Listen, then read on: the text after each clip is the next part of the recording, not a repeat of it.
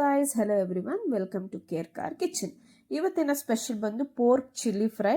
ಇದನ್ನು ಮಾಡೋದು ಹೇಗೆ, ಇದಕ್ಕೆ ಬೇಕಾಗಿರೋ ಇಂಗ್ರೀಡಿಯೆಂಟ್ಸ್ ಏನು ನೋಡ್ಕೊಂಬರೋಣ ಬನ್ನಿ. ಸೊ ಇವಾಗ ನಾನು 750 ಗ್ರಾಮಷ್ಟು ಪೋರ್ಕ್ನ ನೀಟಾಗಿ ವಾಶ್ ಮಾಡಿ ಇಟ್ಕೊಂಡಿದ್ದೀನಿ.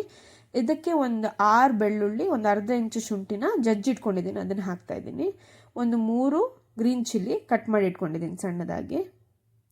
ಪಲಾವ್ ಎಲೆ ಒಂದು, ಚಕ್ಕೆ 1 ಪೀಸು, ಒಂದು ಸ್ಟಾರ್ ಹೂವು, 1 ಸ್ಪೂನ್ ಖಾರದ ಪುಡಿ ಕಾಶ್ಮೀರಿ ಚಿಲ್ಲಿ ಪೌಡರ್ ಹಾಕ್ತಾ ಇದ್ದೀನಿ. ಪೆಪ್ಪರ್ ಪುಡಿ 3/4 ಸ್ಪೂನು, ಉಪ್ಪು ಅರ್ಧ ಸ್ಪೂನು. ಸೊ ಇದನ್ನೆಲ್ಲ ಇವಾಗ ನೀಟಾಗಿ ಮಿಕ್ಸ್ ಮಾಡ್ಕೊಳ್ಳೋಣ.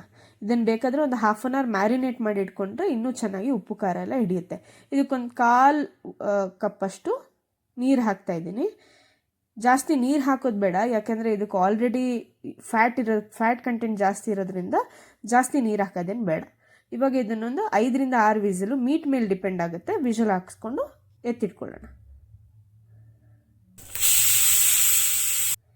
ಇವಾಗ ಬಾಣಲಿ ಚೆನ್ನಾಗಿ ಕಾದಿದೆ.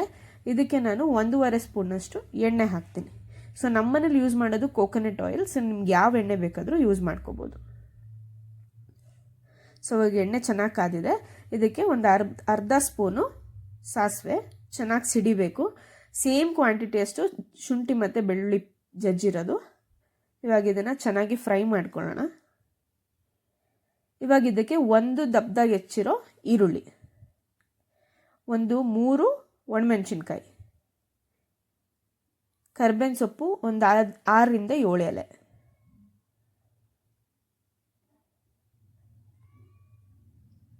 ಹಸಿರು ಮೆಣಸಿನ್ಕಾಯಿ ಒಂದು 2 ಪೀಸಲ್ಲಿ ಕಟ್ ಮಾಡಿ ಇಟ್ಕೊಂಡಿದ್ದೀನಿ, ಅದನ್ನು ಹಾಕ್ಕೊಳ್ಳೋಣ. ಸೊ ಇವಾಗ ಇದನ್ನೆಲ್ಲ ಚೆನ್ನಾಗಿ ಮಿಕ್ಸ್ ಮಾಡ್ಕೊಳ್ಳೋಣ. 1 ಕ್ಯಾಪ್ಸಿಕಮ್ ದೊಡ್ಡದಾಗಿ ಕಟ್ ಮಾಡ್ಕೊಂಡಿದ್ದೀನಿ, ಸೇಮ್ ಆನಿಯನ್ ಸೈಜ್ ಅಷ್ಟೇ. ಇವಾಗ ಇದನ್ನೆಲ್ಲ ನೀಟಾಗಿ ಮಿಕ್ಸ್ ಮಾಡ್ಕೊಂಡು ಬರೋಣ. ಒಂದು 2 to 3 minutes ಫ್ರೈ ಆದರೆ ಸಾಕು, ತುಂಬ ಓವರ್ ಫ್ರೈ ಆಗೋದು ಬೇಡ. ಸೊ ಇವಾಗ ನಾವು ಇದಕ್ಕೆ ಪೋರ್ಕ್ ಏನು ನಾವು ವಿಜಿಲ್ ಹಾಕಿಟ್ಕೊಂಡಿದ್ವು ಇದನ್ನು ಮಿಕ್ಸ್ ಮಾಡ್ಕೊಳ್ಳೋಣ.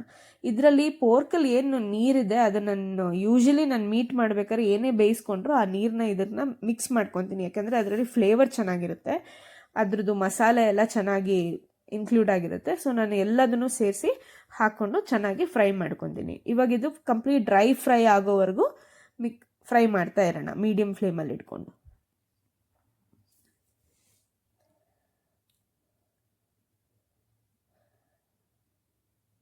ಅವಾಗ ನೀಟಾಗಿ ಮಿಕ್ಸ್ ಮಾಡ್ಕೊಳ್ಳೋಣ. ಸೊ ಇವಾಗ ಇದೆಲ್ಲ ಚೆನ್ನಾಗಿ ಫ್ರೈ ಆಗಿದೆ. ಇದಕ್ಕೆ ನಾನು ಬಂದು 1.5 ಕಪ್ ಸ್ಪೂನಷ್ಟು vinegar, 1.5 spoon soya sauce, 1.5 spoon tomato sauce. ಇವಾಗ ಇದನ್ನೆಲ್ಲ ಚೆನ್ನಾಗಿ ಮಿಕ್ಸ್ ಮಾಡ್ಕೊಳ್ಳೋಣ. ನಿಮ್ಗೊಂದು ಸ್ವಲ್ಪ ಸೋರಿ ಆಗಬೇಕು ಅಂದರೆ ಜಾಸ್ತಿ ಸೋಯಾ ಸಾಸ್ ಹಾಕೋಬೋದು, ಬಟ್ ನಾನು ಎಲ್ಲದನ್ನು ಸೇಮ್ ಕ್ವಾಂಟಿಟಿಯಲ್ಲಿ ತೊಗೊಂಡಿದ್ದೀನಿ. ಸೊ ಇವಾಗ ಇದೆಲ್ಲ ಚೆನ್ನಾಗಿ ಮಿಕ್ಸ್ ಮಾಡಿಕೊಂಡು ಡ್ರೈ ಫ್ರೈ ಆಗೋವರೆಗೂ ಚೆನ್ನಾಗಿ ಫ್ರೈ ಮಾಡ್ಕೊಳ್ಳೋಣ. ಡ್ರೈ ಆಗಬೇಕಿದು. ಸೊ ಇವಾಗ ಇದು ಚೆನ್ನಾಗಿ ರೆಡಿ ಆಗಿದೆ. ಇವಾಗ ಇದಕ್ಕೆ 1 ಸ್ಪೂನಷ್ಟು ಸೆಸಮೆ ಆಯಿಲ್ ಆ್ಯಡ್ ಮಾಡ್ಕೊಳ್ಳೋಣ. ಸೊ ಈ ಆಯಿಲ್ ಹಾಕೋದ್ರಿಂದ ಒಳ್ಳೆ ಫ್ಲೇವರ್ ಬರುತ್ತೆ ರೆಸಿಪಿಗೆ. ಸೊ ಇದೆಲ್ಲ ಕಂಪ್ಲೀಟ್ ರೆಡಿ ಆಗಿದೆ. ಇವಾಗ ಈ ರೆಸಿಪಿನ ಟ್ರೈ ಮಾಡಿ, ನಿಮ್ಗೆ ಇಷ್ಟ ಆಗುತ್ತೆ. ಸೊ ಇಷ್ಟ ಆದರೆ ಪ್ಲೀಸ್ ಕಮೆಂಟ್ ಮಾಡಿ, ಲೈಕ್ ಮಾಡಿ, ಶೇರ್ ಮಾಡಿ. ಇದೇ ಥರ ಟೇಸ್ಟಿ ರೆಸಿಪೀಸ್ಗೋಸ್ಕರ ಕೇರ್ ಕಾರ್ ಕಿಚನ್ನ ಫಾಲೋ ಮಾಡಿ. Thank you.